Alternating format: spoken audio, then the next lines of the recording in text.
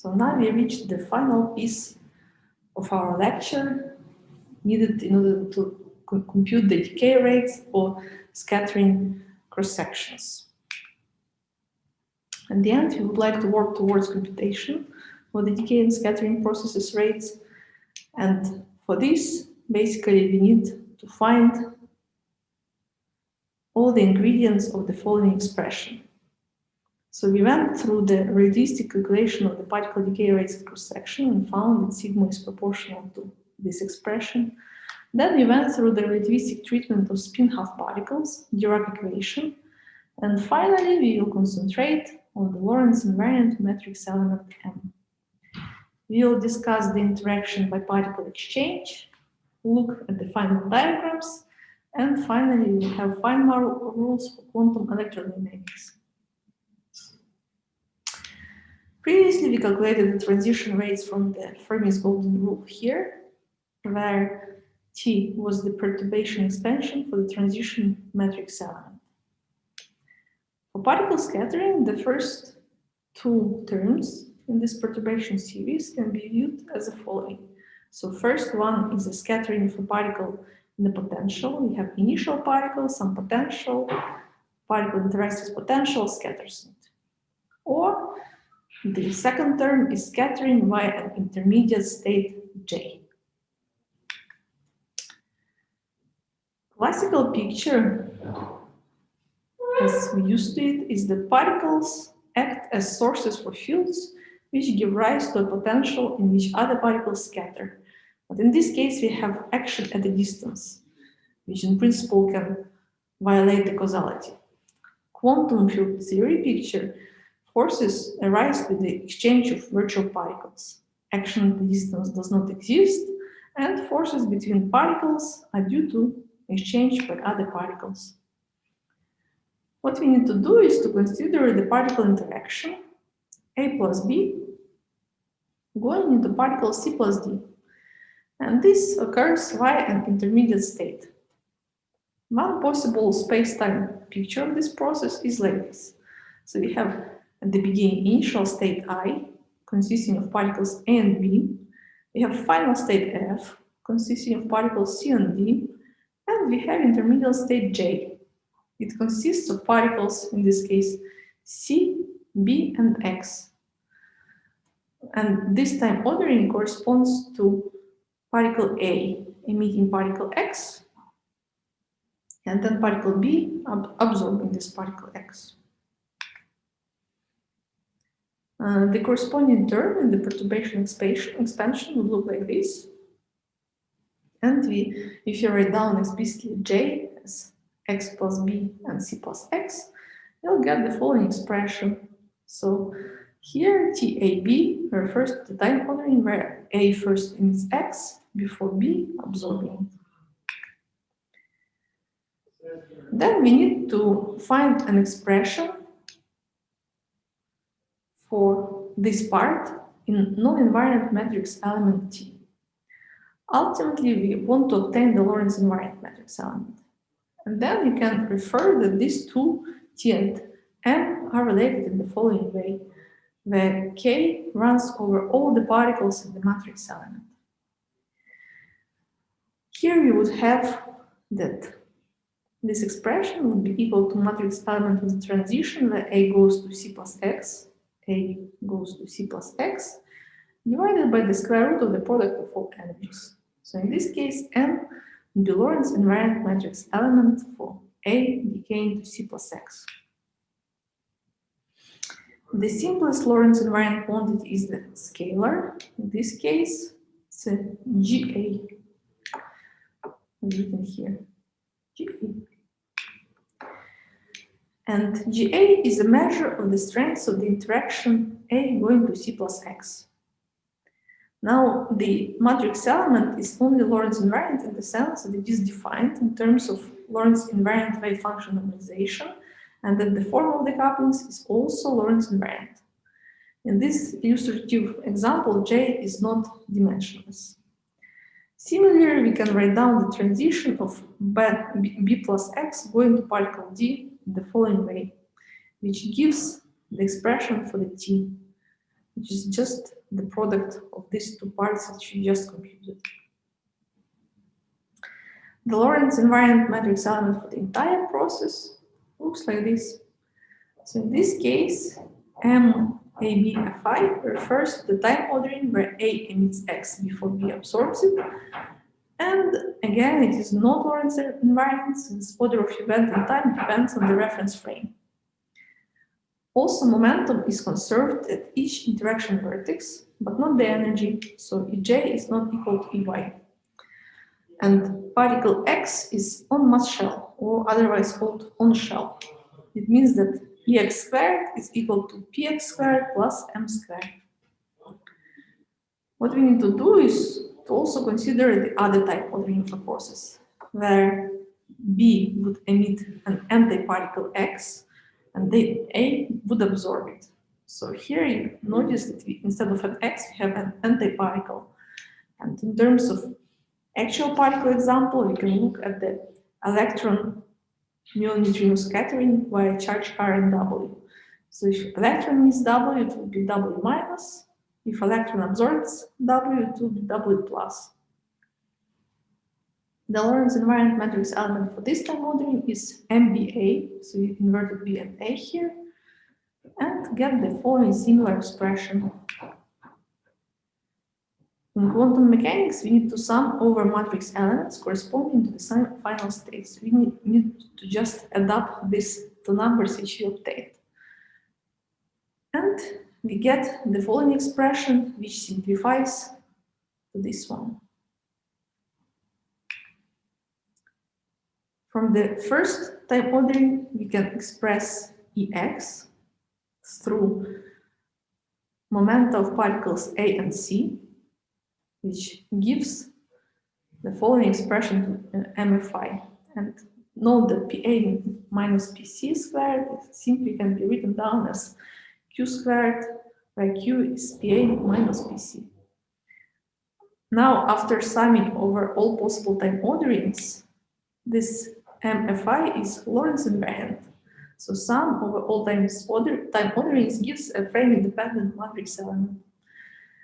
Exactly the same result would have been obtained by considering the annihilation process instead of a scattering one.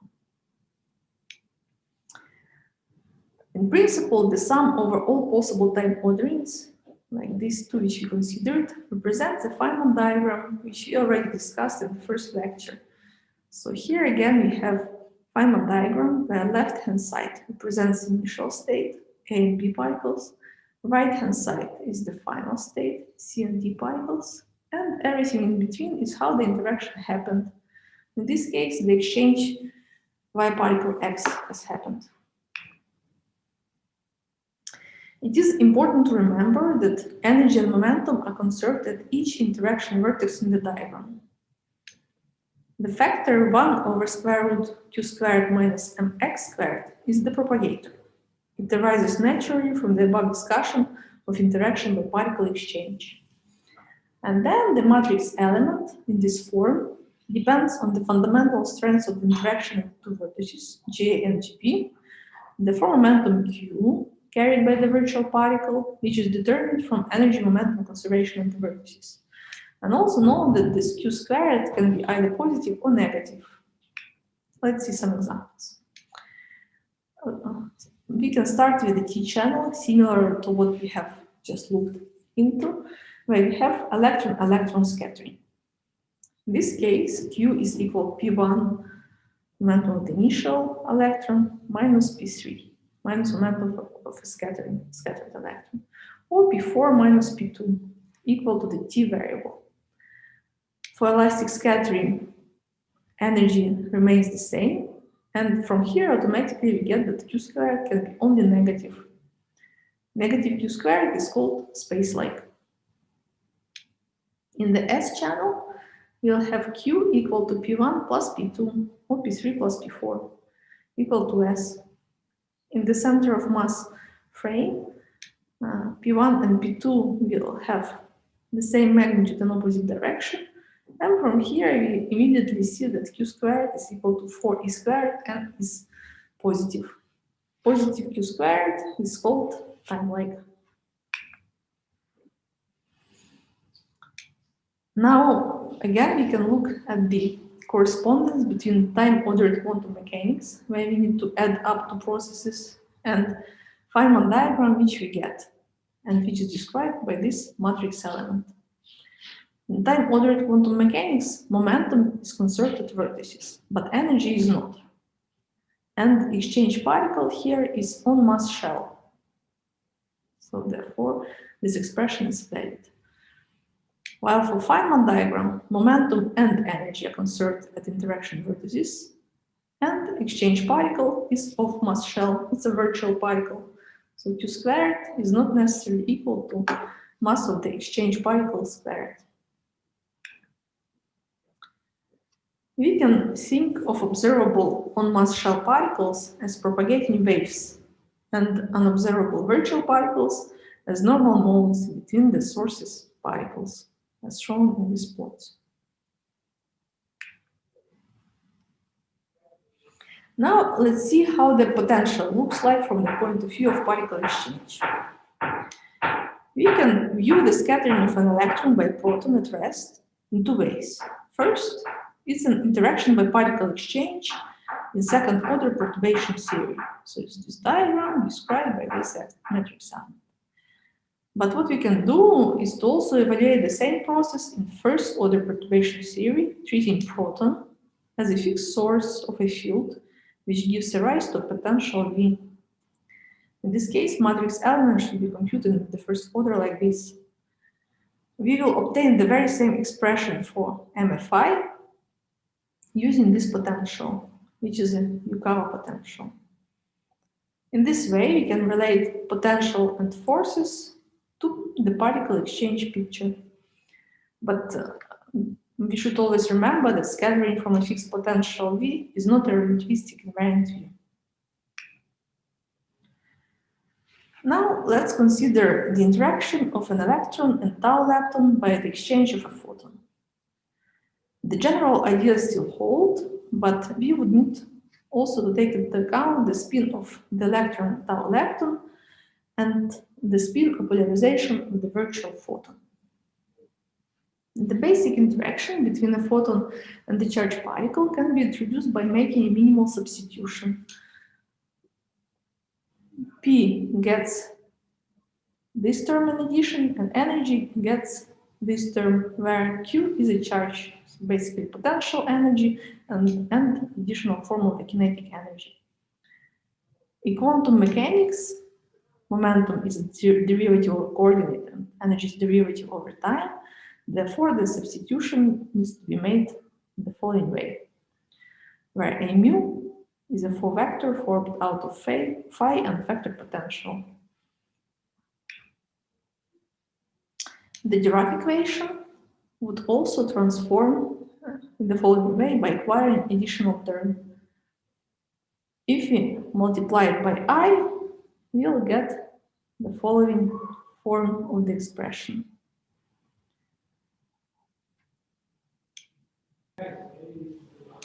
Finally, we can express the derivative over time, which is equal to Hamiltonian Jastrzębski wave function, and we see the Hamiltonian is split in two terms. First one is the combined rest mass plus kinetic energy, and second term is the potential energy of the interaction between the electron and the photon. From here, we can identify the potential energy of a charged spin half particle in electromagnetic field in the following way. So note that a zero term is just simple charge times potential energy, which we are used to. Now, the final complication is that we need to take into account the photon polarization state. So for the real photon propagating in this direction, we have two orthogonal transverse polarization states, epsilon1 and epsilon2. Of course, it's also possible to choose circularly polarized states. Previously, with the example of a simple spinless interaction, we had M was a product of GA, GB, and the propagator. So this was just obtained as the following expression. In QED, we could again go through the procedure of summing the time ordinings using Dirac spinors and the expression for the potential. At the end, after summing over all the photon polarizations, we will obtain the following terms. This one corresponds to the interaction of an electron with a photon. This one corresponds to the massless photon. You see, we don't have X here. And we have sum over all photon polarization. And finally, we have the interaction of a tau with a photon. Basically, all the physics of the quantum electrodynamics is present in this equation.